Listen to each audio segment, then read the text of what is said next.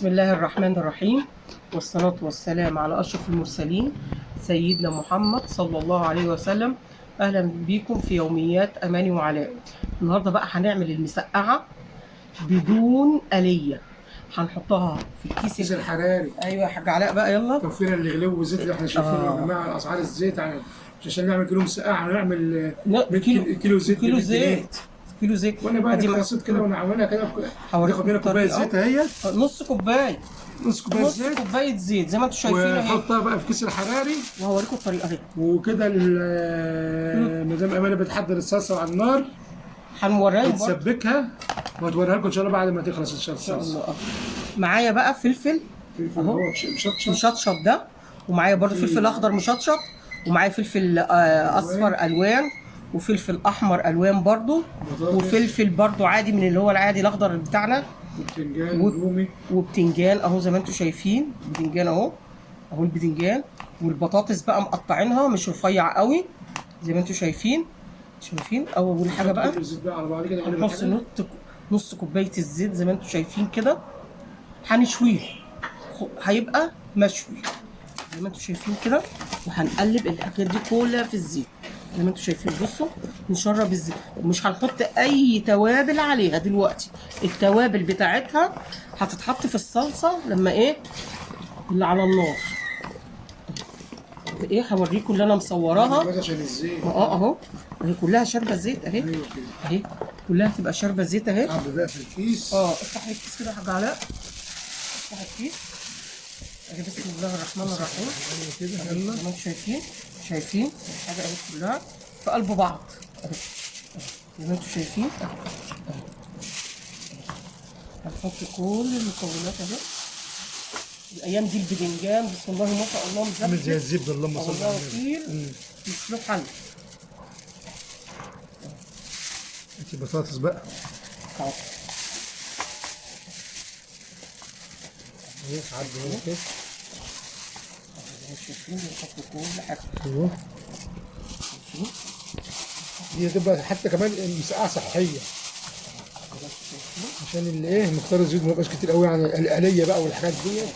والله بيبقى طعم، انا جربتها وعجبتني وعجبت الاولاد طعمها في منتهى الجمال. الاكل مشوي وصحي وجميل.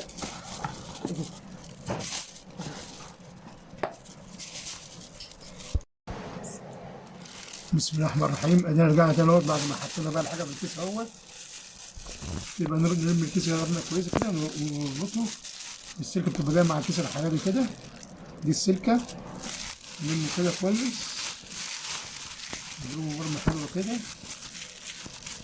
والسلكه بقى نربط كده بقى، بيطلع خضار مشوي وريحته وطعمه في المسقعه نضربها كده كويس حكايه. برمه كويس كده مع بعض كده عشان ما تهربش وتجري مننا في الفرن. ويا حاج علاء يلا اقلب الكيس بقى نيم. استنى هات السلكه كده احسن تدري. وبعد كده ما ربطنا الكيس بقى كده نبتدي بقى نخرمه كام خرم كده، 1 2 3 4 دبوس كده نيمها بقى حاج علاء كده، نقص كده كام خرم كده من فوق عشان يطلع البخار الزياده وندخلها الفرن. بيبقى طعمه جميل. واوريكم لما تخش الفرن بقى يبقى شكلها عامل ازاي، لان الكيس ده في الفرن بيعلى كده. وبعد كده بقى لما تستوي هوريها لكم لما تطلع عشان الفرن، وقبل ما اسقطها في الصلصه هوريها لكم الصلصه معموله ازاي. اهو زي ما انتم شايفين الزيت كان سخن وحطيت فيه الثوم، الثوم بس اول ما يتم ريحتها شايفين الثوم بتاعنا اهو. هنبتدي بقى الثوم دي انا مش عايزاه يكون حارق، انا عايزاه كده بصوا زي ما انتم شايفين كده اول ما يخليك الريحه هنزل بقى بالطماطم.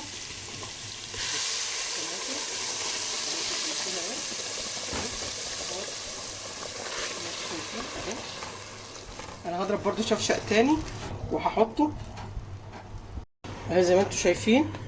الطماطم حطيناها ازاي شايفين اهي شكلها بسم الله ما شاء الله. هبتدي بقى اتبلها، احط بقى شويه ملح، املح كويس لان الحاجه مش متملحه. تمليح كويس هنا. وهحط كمون، شويه كمون بقى حلوين كده، وهحط بقى شويه كزبره حلوين برضو كده اهو زي ما انتم شايفين. ابتدي بقى ايه اقلب الحاجه كلها اهي. دي الصلصه بتاعه المسقعه بتاعتنا اللي هتطلع من الفرن نحطها عليها على طول بقى، ولا زيت على ولا بقى من المسقعه ما تطلع من الفرن نحطها في الصلصه ونعمل بعد اذنك. ايوه على الناس كده العين التانية كده اعملي ايه شويه ايه بقى اه. رز برز كده بقى. انا بحب الرز برز جنب المسقعه. طيب حاضر. العيش والرز برز. طيب حاضر ماشي. الله يبارك لك يا ست. ماشي. هنعمل شويه رز محمر الحاج علاء، وبعد كده هرجع لكم تاني لما اجي احط ايه، لما دي تتسبك الطماطم دي تتسبك كويس، واول تغلي غلوتين 3 كده اروح مهديه عليها النار لحد ما الحاجه بتاعتنا تشوي وريحتها في منتهى الجمال. شايفين اهي. معانا بقى ايه الحاجه بقى بتاعتنا، الخضار بيشوي من الفرن. شايفين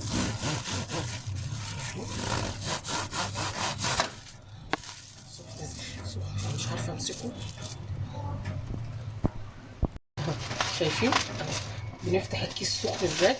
شايفين اللهم صل على النبي.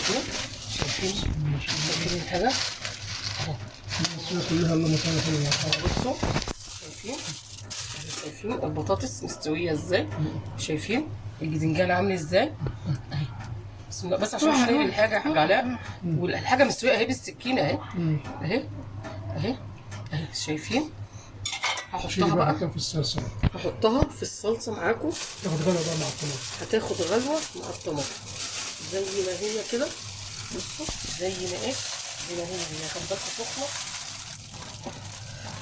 اهو. شايفين نزلت معانا الايه الحاجه زي ما انتم شايفين. هنسيبها بقى تغلي تاخد غلوه مع بعضها بقى. مع بعضها بقى، بعد كده نطفي عليها. وادي الرز اهو. تشوفوا بقى عمليه الرز اللي قلت لنا عليه. الرز ادي الرز اهو. الرز زي ما انتم شايفين اهو، رز ورز اهو.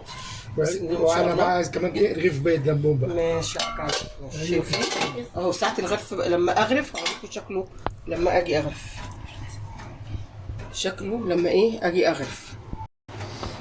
شايفين شويه دول كانوا لازقين مني في الكيس. طلعتهم بقى. انا طلعتهم لها دلوقتي. طلعتهم. بصوا شوفوا حطيهم بقى في شكلهم. اخواتهم شكلهم جميل ازاي، ومشطشطه بقى وجميله كده. طعم الشطه بقى مش عايزه اقول لكم بقى.